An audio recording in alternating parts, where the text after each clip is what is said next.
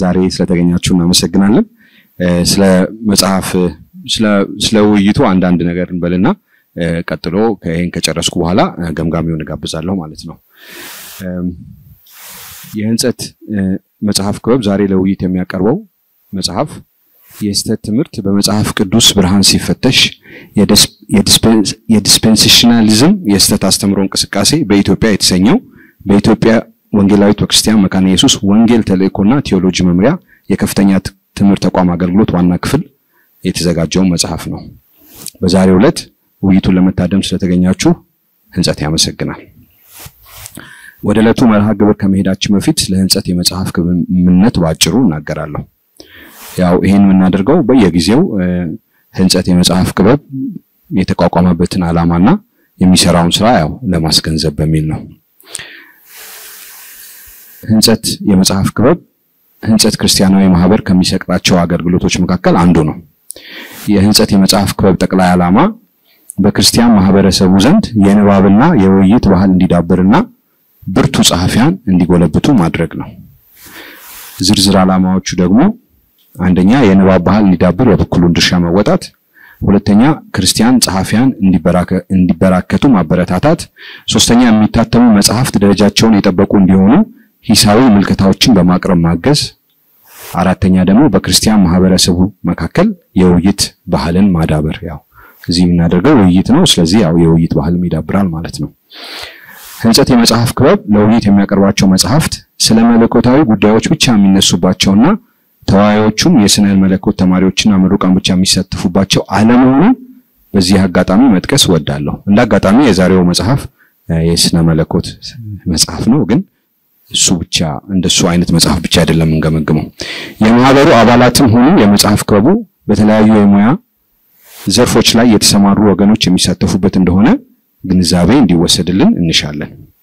ስለ አገልግሎታችን የበለጠ መረጃ ለማግኘት www.hintzet.org መጎብኘት ትችላላችሁ። የፌስቡክ ገጻችንን ፎሎ ማድረግ ትችላላችሁ። ቴሌግራም ቻናላችን @hintzet መቀላቀል ትችላላችሁ። የዩቲዩብ ቻናሉ ደግሞ @hintzet-tube ሰብስክራይብ በማድረግ ያው እነኚህ እዚህ የሚወጡት ወይም እዚህ የሚቀዱት ቪዲዮዎች በሚለቀቁበት ሰዓት ማየት ትችላላችሁ። አሁን ወደ ገምጋሚው ሄዳለሁ። ዛሬ መጽሐፉን የሚገመግሙልን ይመኑ አድማስ በላይ ናቸው። በትምህርት ዝግጅታቸው ከመሰረት ክርስቶስ ኮሌጅ በመጽሐፍ ቅዱስና ክርስቲያን ሚኒስትሪ አካዳሚክ ዘርፍ ላይ ትኩረት አድርገው በቢኤ ዲግሪ ከኢትዮጵያ ስነ መለኮት ድህረ ምረቃ ትምህርት ቤት ኤገስት በቢብሊካል ኤንድ ቴዎሎጂካል ስተዲስ ኒው ቴስታመንት ላይ አተኩረው የኤምኤ ዲግሪ እንዲሁም ከዚሁ ተቋም የማስተር ኦፍ ቴዎሎጂ አሁን በኒው ቴስታመንት ላይ አተኩረው የሰሩ ሲሆን በአሁኑ ሰዓት ኔዘርላንድስ በሚገኘው ፍሪ ዩኒቨርሲቲ ወይም በእነሱ ቋንቋ ቭሪህ ዩኒቨርሲቲ ሶስተኛ ዲግሪያቸውን ወይም ፒኤችዲ እየሰሩ ይገኛሉ። ከባህር ዳር ዩኒቨርሲቲ ሲቪክ ኤንድ ኤቲካል ስተዲስ ተምረው የመጀመሪያ ዲግሪ ይዘዋል። በተለያዩ ዓለም አቀፍ ጆርናሎች ላይ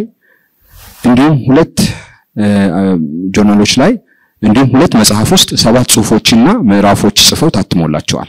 2 ጽሁፎችና 2 መጽሐፍት ደግሞ በህትመት ሂደት ውስጥ ይገኛሉ። ይመኑ ከ25 ዓመታት በላይ በአጥቢያ ቤተክርስቲያን በማገልገልና በተለያዩ የስነ መለኮት ትምህርት ቤቶች በዋናነት በመሰረት ክርስቶስ ሴሚናሪ በማስተማር እያገለገሉ ይገኛሉ። ላለፉት 3 ዓመታት ደግሞ በመሰረት ክርስቶስ ሴሚናሪ የአካዳሚክ ዲን ሆነው እየሰሩ ይገኛሉ።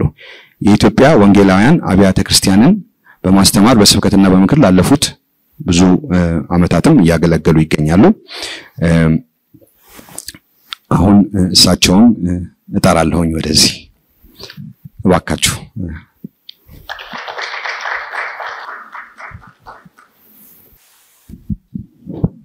ይሄን እድል በማግኘቴ እግዚአብሔርንም አዘጋጆችንም አመሰግናለሁ። ቀደም ብሎ እንደተዋወቀው መጽሐፉ የስተት ትምህርት በመጽሐፍ ቅዱስ ብርሃን ሲፈተሽ የሚል መጽሐፍ ነው። ይህ መጽሐፍ በኢትዮጵያ ወንጌላዊት ቤተክርስቲያን መካነ ኢየሱስ ወንጌል ተልእኮና ቴዎሎጂ መምሪያ ከፍተኛ ትምህርት ተቋም አገልግሎት ዋና ክፍል የተዘጋጀ ነው። ምናልባት ቄስ ወርቁ ኤባ ስያሜ ስላገኘው እዛ ጋር ምናልባት እሳቸው ያዘጋጁት ወይም ደግሞ ያስተባብሩት በግልጽ መረዳት አልቻልኩም። ጻፊ ሆኖ ወይም ደግሞ የዝግጅቱ አስተባባሪ መጽሐፉ 6 ምዕራፎች ያሉት ምስጋናን፣ የቃላት መፍቻን፣ መቅደምና ዋቢ መጽሐፍትን ጨምሮ 111 ገጾች የያዘ ቅልብጭ ያለ መጽሐፍ ነው። የሚያነሳው ርዕሰ ጉዳይ በጣም በርካታ ናቸው፣ ግን አጠር ምጥን ብሎ የቀረበ በ111 ገጾች የቀረበ መጽሐፍ ነው። በ2014 ነው የታተመው፣ የመጀመሪያ እትም ነው። በዚህ ጊዜ የማቀርባቸው መሰረታዊ ነገሮች አንደኛ የመጽሐፉን ጭብጥ ነው። በሁለተኛ ደረጃ የመጽሐፉን ዓላማ ነው። በሶስተኛ ደረጃ የመጽሐፉን አቀራረብ ነው። በአራተኛ ደረጃ ይዞት የመጣው አዲስ ነገር ነው። በአምስተኛ ደረጃ የቀደሙ ጽሑፎችን ዕውቅና ከመስጠት አንፃር ነው። በስድስተኛ ደረጃ መጽሐፉ የተገለጸበት መንገድ፣ የቃላት አጠቃቀም፣ የአንቀጽ የአረፍተ ነገር ጉዳይ ለማንሳት ሞክራለሁ። ሰባተኛው አጠቃላይ ጠንካራ ጎንን ለማንሳት ሞክርበት ቦታ ነው። በስምንተኛና መጨረሻ ደረጃ መጽሐፉ ምናልባት የጎደላቸው ነገሮች ካሉ እነሱን መጠቆምና የበለጠ መጽሐፉን ይሻሻልበት መንገድ ሐሳብ ለመስጠት ሞክርበት ቦታ ነው። ቀደም ብዬ ለማንሳት እንደሞከሩት የመጀመሪያው የመጽሐፉ ጭብጥ ነው። የመጽሐፉ መሰረታዊ ጭብጥ የስህተት ትምህርትን አደገኛነት በመጠቆምና የዲስፔንሴሽናሊዝም አስተምህሮ የዚሁ የስህተት ትምህርት አካል በማድረግ የተለያዩ ሐሳቦችን ማለትም ነገረ ቅዱሳት መጽሐፍትን፣ ነገረ ድነትን፣ ትምህርተ ሰብን፣ የመጨረሻውን ዘመንና የጌታን ዳግም ምጽአት በተመለከተ የዚህን አመለካከት ስሁትነት ለመሞገት ይሞክራል። ስለዚህ በ6 ምዕራፎች ሙግቱን በማደራጀት ያቀርባልና እያንዳንዱ ምዕራፍ ላይ የሚያነሳቸውን ነገር በጣሪ መልክ ለማሳየት ሞክራለሁ፣ በጭብጡን በበለጠ ለማብራራት። በመጀመሪያው ምዕራፍ አጠቃላይ የስህተት ትምህርት ሁናቴን በሁለት ንዑሳን አብራርቶ በቀሪዎቹ 11 ንዑሳን ደግሞ ዲስፔንሴሽናሊዝም የዚሁ የስህተት ትምህርት አካል ነው በማለት ይሞግታል።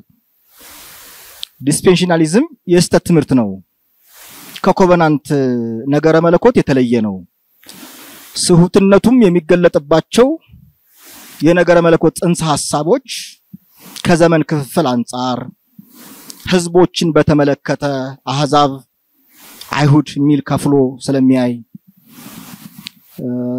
ድነትን በተመለከተ፣ ኃጢያትን በተመለከተ፣ ስለ ፍርድና ነገረ ፍጻሜ ላይ ያለው አመለካከት እንደሆነ ያትታል።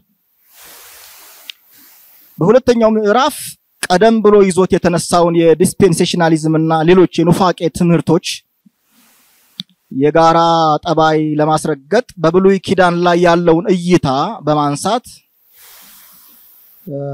ስሁት ነው በማለት ይሞግታል። በእርግጥ ምዕራፉ 13 ንዑሳን ያነሳ ቢሆንም የክፍሉ ዋና ትንተና ግን ሕግን በተመለከተ በአዲስ ኪዳን ያለው ስፍራ ሲሆን የዚህ ምዕራፍ በርካታ አመለካከቶች የተነሱበት ክፍል ነው። በዋናነት ዲስፔንሴሽናሊዝም በብሉይ ኪዳንና በአዲስ ኪዳን እንዲሁም በሕግና በወንጌል መካከል ተቃርኖን ያደርጋል። በዚህም ምክንያት ደግሞ የሞራል ልቅነት እንዲስፋፋ ምክንያት ሆኗል የሚል ሐሳብ ያቀርባል። በሶስተኛው ምዕራፍ ነገረ ድነትን በመጽሐፍ ቅዱስና በቤተክርስቲያን አባቶች እይታ 9 ንዑሳንን በማንሳት ዲስፔንሴሽናሊዝም ድነትን በተመለከተ ያለው እሳቤ ስሁት መሆኑን ለማስረገጥ ይተነትናል። እንደ ጻፊው ሙግት ዲስፔንሴሽናሊስቶች ሰው በኃጢአት ህይወት እየኖረ በንስሐ ወደ ትክክለኛው መንፈሳዊ አቋም ባይመለስም እንኳን ድነቱ የጸና ነው ብለው ስለሚያምኑ የድነትን 3 የጊዜ ገጽታዎች ችላ ይላሉ በማለት ይሞግታል። ባላፊ ጊዜ ግስ፣ በአሁኑ ጊዜ ግስና በወደፊት ጊዜ ግስ ድነት የተቀመጡትን 3ቱን ማለት ነው። በአራተኛው ምዕራፍ ነገረ ሰብን በተመለከተ 4 ንዑሳን በአራት ንዑሳን ትንታኔውን ለማብራራት የሰውን ማንነትና ሰው ከኃጢአት ጋር ያለውን ግንኙነት በማተት የሰው ማንነት የሁለትዮሽ እና ሶስትዮሽን በማብራራት የሁለትዮሽ አመለካከት መጽሐፍ ቅዱሳዊ ነው ነገር ግን የሶስትዮሽ መጽሐፍ ቅዱሳዊ አይደለም በመሆኑም ዲስፔንሴሽናሊዝም ሰው በስጋው የሚያደርገው ኃጢአት ነፍሱ ወይ መንፈሱ ጋር አይደርስም እንዲሉ አድርጓቸዋል ይሄም የስውርነታቸው አንዱ መገለጫ ነው በማለት ይሞግታል በአምስተኛው ምዕራፍ 6 ንዑሳንን አደራጅቶ የሚያነሳው መሰረታዊ ነገር የመጨረሻውን ዘመንና የሺህ ዓመትን አመለካከት ሲሆን ዲስፔንሴሽናሊስቶች ያላቸው እሳቤ ስውት ነው ምክንያቱም የእግዚአብሔር መንግስት ገና አልተገለጠችም እንዲሁም የእግዚአብሔር መንግስት የምትመጣው ዓለማዊትና ምድራዊ የእስራኤል መንግስት መልሶ ለማቋቋም ነው ብለው ስለሚያምኑ ስህተት ነው በማለት በተለይ ገጽ ከ86 እስከ 87 ይሄንን ያትታል ከዚህ በተጨማሪ ደግሞ ከራእይ 20 ከ1 እስከ 6 አንድ ክፍል ላይ በመነሳት የሺህ ዓመት መንግስትን ማስተማር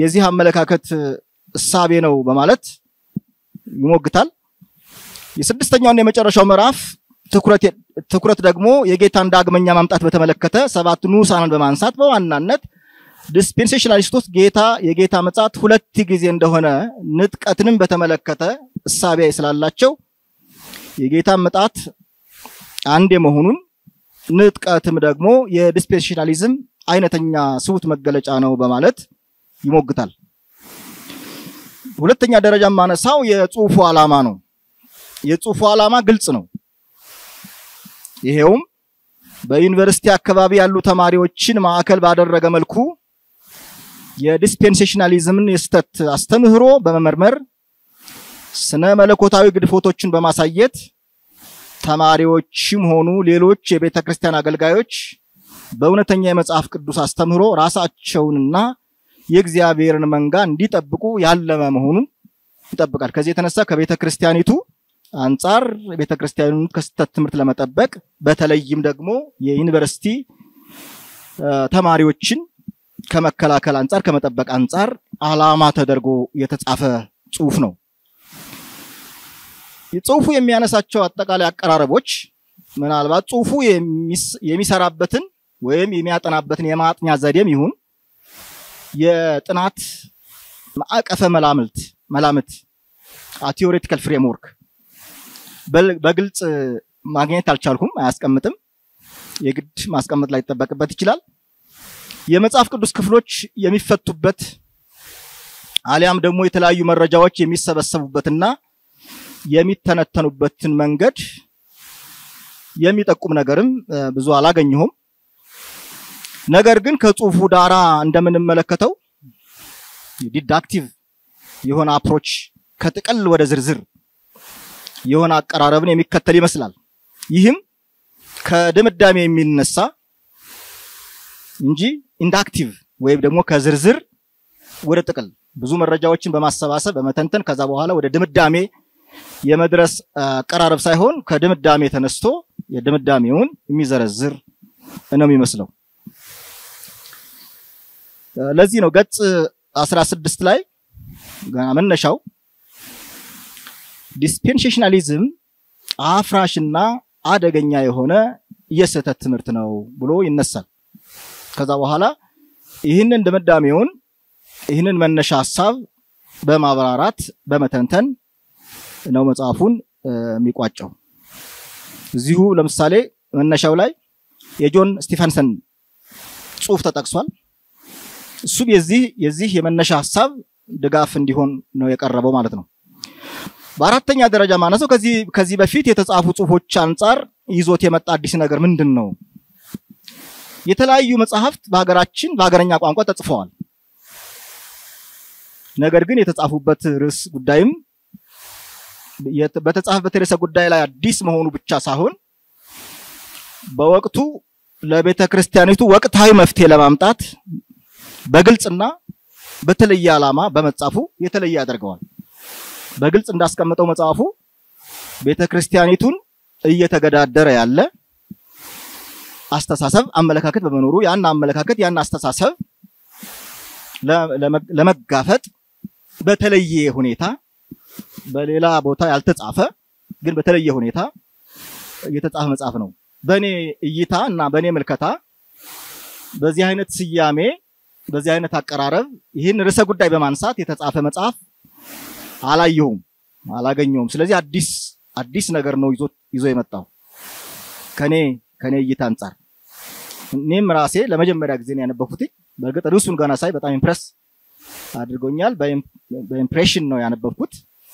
ስለዚህ በተለየ ሁኔታ አዲስ ነገር ይዞ ነው የመጣው። የማይደፈሩ ያልተነኩ ነገሮችን በመነካካቱ ለምሳሌ ሕግና ክርስቲያን፣ ሕግና ወንጌል፣ የጳውሎስ እይታ ሕግን በተመለከተ በሮሜና በገላትያ መልእክት በጣም ያስገረመኝ ሕግና የሕግ ስራ the law and works of the law የሚባል በጣም ብዙ የተሰራበት ግን ብዙ እኛ ሰፈር በተለይም ደግሞ በቤተክርስቲያን ደረጃ ሲነገር ያልሰማሁትን ነገር በአካዳሚያው ብቻ ያለ works of the law እና the law የሚባሉትን በተለይም ደግሞ ጸሐፊው ወይም ጸሐፊዎቹ ሲሞግቱ the law እና works of the law አንድ አይነት አይደለም የተለየ ነው በማለት ይዞ በመምጣቱ የተለየ ያደርገዋል። እነዚህና መሰል ጉዳዮችን ለወደፊት በሀገራችን አውድ ለበለጠ ጥናትና ውይይት በር ሊከፍቱ የሚችሉ ወሳኝ ነገሮችን ይዞ በመምጣቱ በጥሩ ጎኑ ሊጠቀስ የሚገባው ጉዳይ ብቻ ሳይሆን አዲስ ነገር ይዞ መጥቷል የሚል እይታ አለኝ። በእኔ አመለካከት ለውይይት በር ከፋች እሳቤን አቀራረብን የሚያዋይ ጉዳይን ይዞ መጥቷል የሚል እምነት አለኝ። በአምስተኛ ደረጃ ማነሳው የቀደሙ ጽሁፎችን ዕውቅና ከመስጠት አንፃር እና የዋቢ መጽሐፍን አጠቃቀም በተመለከተ ነው። የቀደሙ ጽሁፎችን በተመለከተ በአጠቃላይ ጸሐፊው ወይም ጸሐፍቱ ወደ 25 ጽሁፎችን ነው ዋቢ የተጠቀሙት ወይም የተጠቀመው። በጣም ግን የሚያስገርመው አገረኛ የሆኑ መጽሐፎችን አላየሁም። 3 የአማርኛ መጽሐፎች አሉ የተካተቱ፣ ግን 3ቱም አማርኛ መጽሐፎች 2ቱ ትርጉም ናቸው። አንደኛው ደግሞ በውጭ ዜጋ የተጻፈ ሆኖ ነው ያገኘሁት። ምናልባት መጽሐፎች ስለሌሉ ይሆን አላቅም። እሱን እንግዲህ ለጸሐፊዎቹ ነው የምሰጠው ሐሳቤውን። የዋቢ መጽሐፍትን የግርጌ ማስተዋሻ አጠቃቀም 73 ጊዜ የተጠቀሱ ቢሆኑም በዋቢ የግርጌ ማስተዋሻ አንዳንድ ቦታ የግርጌ ማስተዋሻ ግድፈቶች ይታያሉ። ገጽ 15 ላይ ለምሳሌ ዋቢ ምንድነው የግርጌ ማስተዋሻ ቁጥር 2 ለምሳሌ ገጽ የለውም ከተጠቀሰ ገጽ ስለሚያስፈልገው እና መሰል ግድፈቶች ይኖራሉ። ሌላ ቦታ ደግሞ በዋቢ መጽሐፍ ዝርዝር ውስጥ ለምሳሌ አንዱ ገጽ አለው። ዋቢ መጽሐፍ ዝርዝር ውስጥ ገጽ ቦታ ሊኖረው አይገባም፣ ምክንያቱም ገጽ በግርጌ ማስተዋሻ ስለሚገባ። እነዚህ አይነት ጥቃቅን ግድፈቶችን ለማየት ሞክሬያለሁ። የሚጠቀመው በጣም ውስንና ከራሱ አመለካከት አንፃር ይደግፉኛል ብሎ የሚሞገታቸውን እንጂ ሰፋ ያለ አመለካከትን በማንሳት መሞገትን ዓላማ ያደረገ አይመስልም። ለምሳሌ የዲስፔንሴሽናሊስቶች ድምጽ በደንብ አልተሰማም። ቢሰማ ጥሩ ሊሆን ይችላል ለአንባቢው፣ ምክንያቱም በጣም ያበረክታል። እነከሌ እንደዚህ ይላሉ። ራየሪ ተጠቅሷል። ለምሳሌ ራየሪ ሲጠቀስ በጣም በደንብ ያብራራው መጽሐፍ አልተጠቀሰም። የሱ ቻርልስ ራየሪ ምናልባት የኔ ምልከታ ቤተክርስቲያኒቱ ከገጠማት መሰረታዊ ችግር አንፃር መፍትሄ መስጠትን ዓላማ ያደረገ ስለሆነ ሊሆን ይችላል። በርግጥ አንዳንድ ጊዜ የመከታ ስራ ሲሰራ ያን ስተቱን ከመከላከል አንፃር ዓላማ በማድረግ ያንን መከላከሉ ላይ ብቻ ልናተኩር እንችላለንና የተቃዋሚን አመለካከት ልንረሳ እንችላለን። ይሄ በጣም የተለመደ ነው። በ16ኛው ክፍለ ዘመን እና ማርቲን ሉተር ይሁን እና ካልቪን ከአውዳቸው አንፃር የሞገቱበት ጊዜ ስላለ ምናልባት ከአውዳቸው አንፃር የሞገቱበት ሙግት ነው ምናል ሊሆን ይችላል። ለምሳሌ እና ቤን ዊዝሪንግተን መጽሐፍ ፋይዳ ይኖረው ነበር። The problem with evangelical theology የሚለው መጽሐፋቸው የካልቪኒስቶችን አመለካከት የዲስፔንሴሽናሊስቶችን አመለካከት በጥሩ ሁኔታ ለማንሳት የሞከሩበት ቦታ ስላለ ምናልባት ፋይዳ ይኖረዋል። እነዚህ ይኖሩ። ስድስተኛው ነጥብ ማነሳው ሐሳቡን የገለጸበት መንገድ አሳማኝ ነው፣ ግልጽነት አለው የሚለው ከአጠቃላይ ተቀባይነት ያለው አቀራረብ ቢሆንም በተወሰነ መልኩ የተወሰኑ ክፍተቶች ይታያሉ። አንዳንዴ የቃላት አጠቃቀም በርካታ ቦታ ላይ የቃላት ግድፈቶች ይታያሉ። ለምሳሌ ገጽ 7 አስተምህሮ ከማለት ይልቅ አስተምህሮት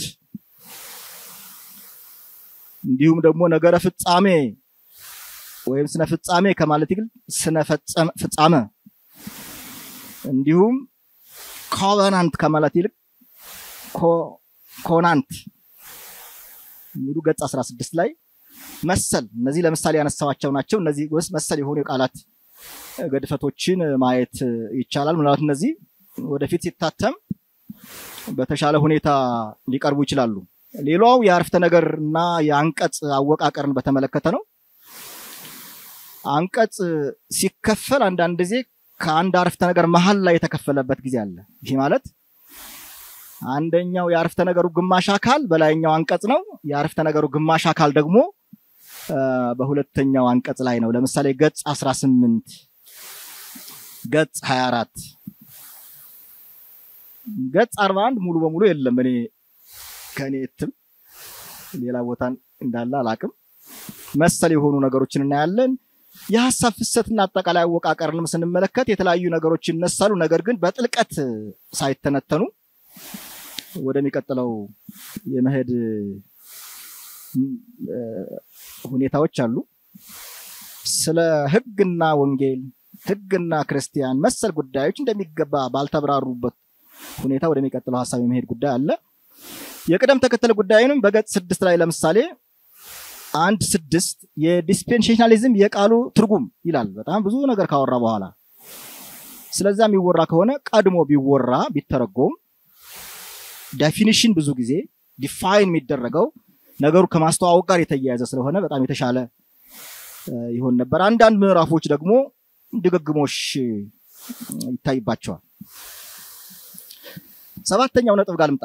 ወደ አጠቃላይ ነገር ነው። ሰባተኛው እና ስምንተኛው ርዕሰ ጉዳይ ሰባተኛው ጠንካራ ጎኖች ናቸው። ስምንተኛው ደግሞ መሻሻል ቢሻሻሉ ምላቸውን ሐሳቦች ማቀርብበት ነው። የመጽሐፉ ጠንካራ ጎኖችን እንደሚከተለው ማየት እንችላለን። አንደኛ ወቅታዊ ተግዳሮቶችን ለመፍታት ያለመ በመሆኑ እና ቤተክርስቲያን ተልእኮዋን ለማገልገል ያለመ በመሆኑ በጠንካራ ጎኑ ሊጠቀስ የሚችል ነው። ቤተክርስቲያን የራሷን ተልእኮ ከራሴ ተልእኮ ጋር ሰዎች እንዲድኑ የዳኑ እንዲታነጹ ይሄ እንቅፋት ሆኖብኛል፣ ይሄን እንቅፋት ይቀርፍልኛል ብላ አስባ ወይም ተወያይታ እንዲጻፍ መደረጉ ይሄ በጠንካራ ጎኑ የሚታይ ነው። ግቡን መጥቷል አልመጣም የሚለውን ለተመልካች ወይም ደግሞ ለሚያነቡ ሰዎች በመስጠት በሁለተኛ ደረጃ የማይነኩ የመሰሉ ጉዳዮችን መንካቱ እና መጠቆሙ ለምሳሌ አዲስ ኪዳን ህዝብ ባህሪ አዲስ ኪዳን ማህበረሰብ ህዝብ ሁለት ነው አንድ ነው የሚለውን ኢሹ ያነሳል። እስራኤል እንደ እግዚአብሔር ህዝብ ተቆጠራለች ቤተክርስቲያን እና እስራኤል ተብሎ ነው የሚታሰበው ወይስ ደግሞ አዲሱ ኪዳን አንድ የእግዚአብሔር ህዝብ ነው ያለ የሚል እሳቤ ሙግት ያለበት ጉዳይ ስለሆነ እሱ በመነሳቱ ጥሩ ለውይይት በርካፋች በመሆኑ በጠንካራ ጎኑ አይቻለሁ። ሕግና ወንጌል ያላቸው ግንኙነት ምንድነው? በየዘመናቱ በውይይት የነበረ አሁንም ላይ በውይይት ያለ በመሆኑ ለበለጠ ውይይት በርካፋች ነው ባይ ነኝ። ሌላው የሚደርሳቸው ነገሮች በአጠቃላይ ለውይይትና ለክርክር ምቹ ሁኔታዎችን የሚከፍቱ መደላድሎች ናቸው። ውይይት፣ መወያየት፣ መጻፍ፣ ማብራራት፣ መከራከር የበለጠ አንድ ነገር እንድንረዳው እንድንማር ስለሚያደርገን ከዚህ አንፃር በጠንካራ ጎኑ ነው ያየሁትኝ። ስምንተኛውና የመጨረሻው ነጥብ መጽሐፉ ምናልባት ማነሳቸውን ነገሮች ታሳቢ ቢያደርግ የበለጠ የተሻለ ይሆናል። ዓላማው ያው መጽሐፉ የተሻለ እንዲሆን ጠቃሚ እንዲሆን ቤተክርስቲያን ዓላማዋን መፈጸም እንድትችል እንዲያደርጋት ስለሆነ በዚህ በስምንተኛው ስር ማነሳው የመጀመሪያው ነጥብ የሚጀምረው ከፍረጃ ነው። ዲስፔንሴሽናሊዝም አፍራሽና አደገኛ የሆነ የሐሰት አስተምህሮ ነው ይላል። እንዲህ የሚለው እና በመጀመሪያዎቹ ገጾች ነው ደግሞ ከድምዳሜ የሚነሳ ጥናት ይመስላል። ጥናት ከድምዳሜ ባይነሳና በማስረጃ በማብራራት ወደ ድምዳሜ ቢደረስ ጽሑፉን የበለጠ ማራኪ ያደርገዋል። ኦሬዲ ለምሳሌ በዚህ ሳቤ ውስጥ ያሉ ሰዎች ቢያነቡት ገና በጣም ተፈርጀዋል ማለት ነው። ስለዚህ ለማንበብ ሰዎችን ላይስብ ይችላል። ማገልገል እንዲችል ለብዙ ሰዎች ተደራሽ እንዲሆን እንደዛ ከፍረጃ ባይነሳ በጣም የተሻለ ነው የሚል ሐሳብ አለኝ። በሁለተኛ ደረጃ የሕግና የወንጌል ልዩነትን ሲያነሳ የመቀላቀል ችግር የሚታይበት ይመስለኛል። የወንጌልና የሕግ ልዩነት ያው በ16ኛው መቶ ክፍለ ዘመን ሄደን ስናጠና የነ ሉተር ከሉተር ለየት ያለ ደግሞ አቋም ያለው ካልቪን ነው። እነ ሉተርና እነ ካልቪንም ደግሞ እየተብራሩ ስላሉ በዋናነት ሉተር ሆነው ሉተራን በወንጌልና በሕግ መካከል ልዩነት ማስቀመጥ በጣም ዋና ነገራቸው ነው። ምናልባት ለማንበብ ሞክሬያለሁ በኔ ምልከታ። ስለዚህ እሱን ታሳቢ ባደረገ መልኩ አይደለም ይቀላቅላል።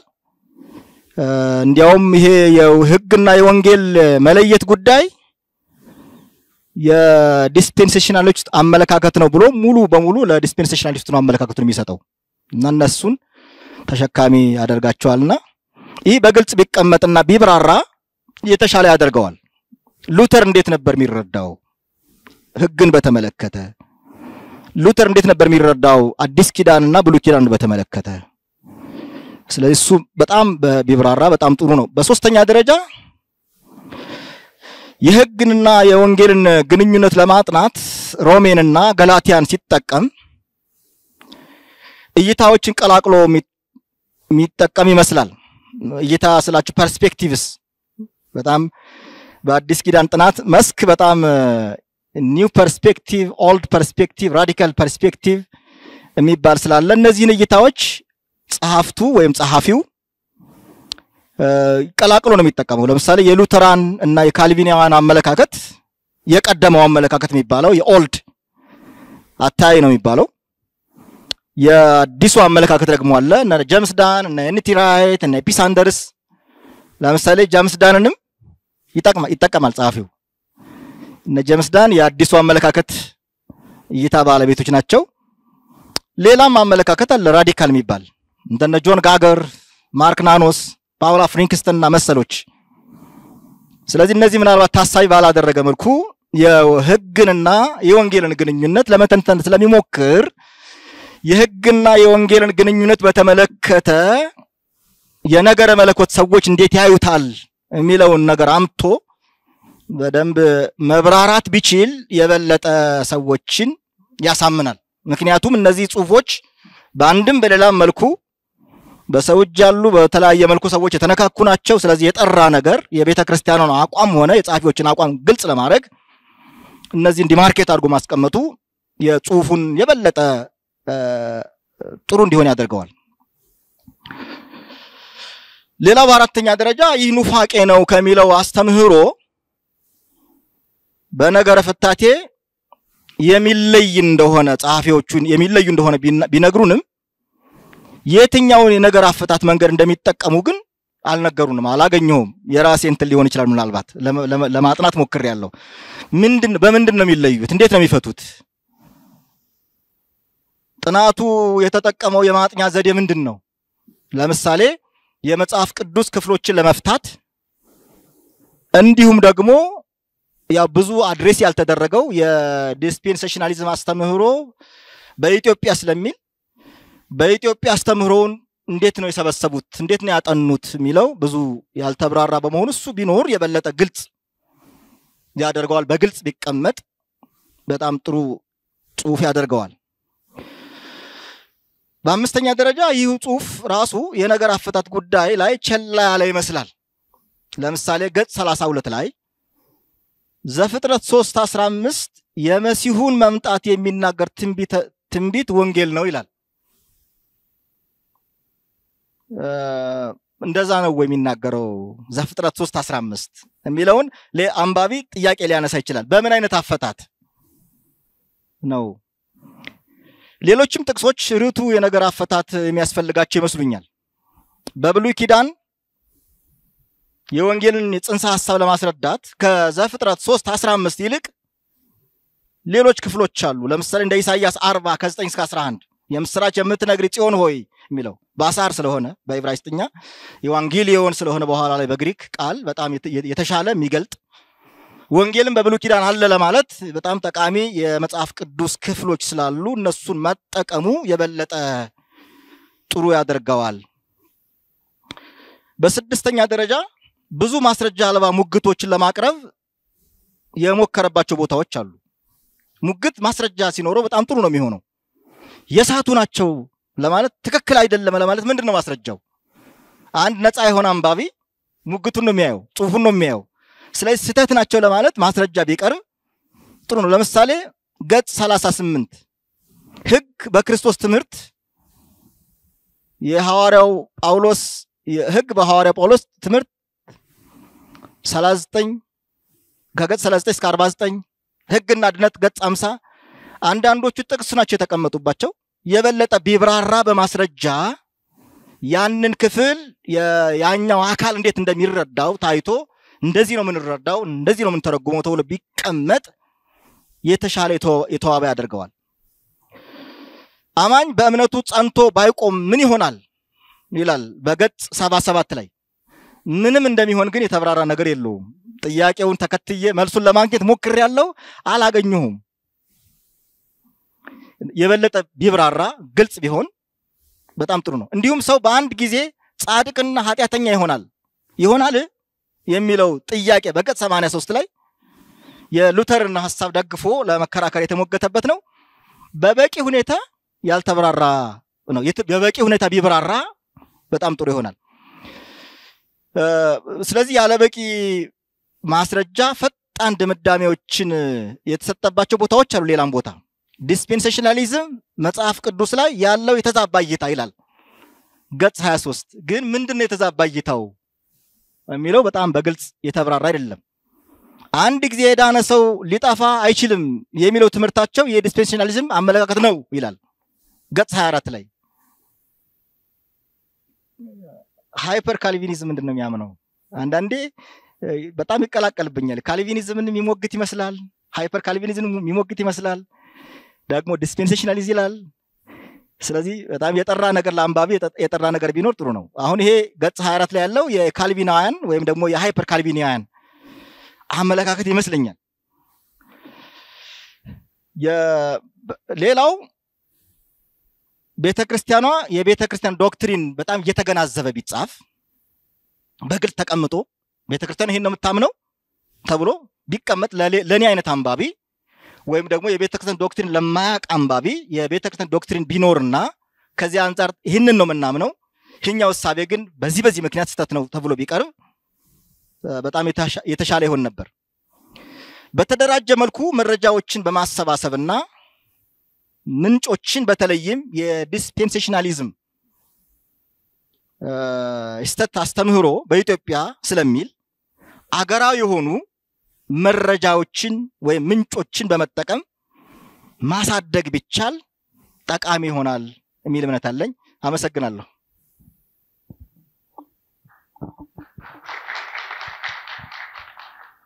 ይመኑን እናመሰግናለን አሁን መድረኩ ለውይይት ክፍት ይሆናል። ከዛ በፊት ግን የዚህን መጽሐፍ ያዘጋጀው በኢትዮጵያ ወንጌላዊት ቤተክርስቲያን መካነ ኢየሱስ ወንጌል ተልእኮና ቴዎሎጂ መምሪያ የከፍተኛ ትምህርት ተቋም አገልግሎት ዋና ክፍል ነው። ያንን ክፍል ወክለው ሬቨረንድ ወርቁ ኤባ ስላሉ እሳቸውን ጋብዛለሁ። እባካችሁ ተቀበሉልኝ።